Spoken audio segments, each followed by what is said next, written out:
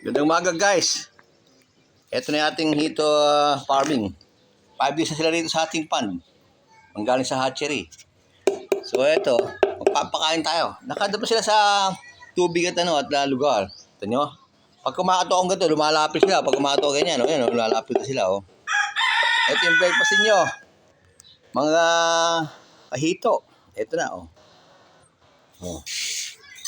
Ayan sila, tingnan nyo, gano'n sila sigla magsikain. Yan, labasan na sa kanyang lungga. Yan, kita nyo?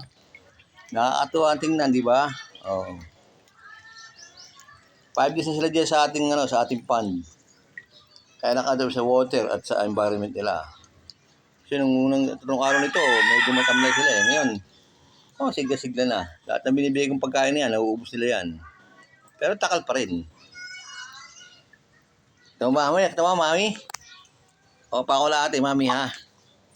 Bus na. Set kalahati nga yan eh. Bus ka. Nakakalabos ka agad. Tinan mo, 1,000. Biruin mo yung... Dito magkabay ka din.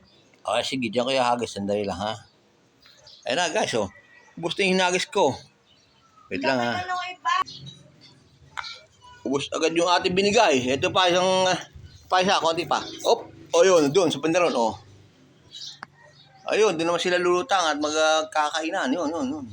Ayun, doon kayo.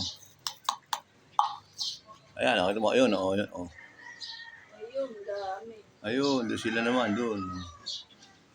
Sila eh. Ayun, pagkayo.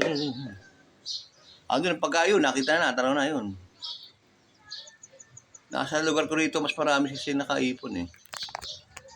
Ayan, ganyan sila kasigla, guys. Tingnan sila, dami. Kakatuwa tingnan, di ba? Stress free itong ating alagang to eh.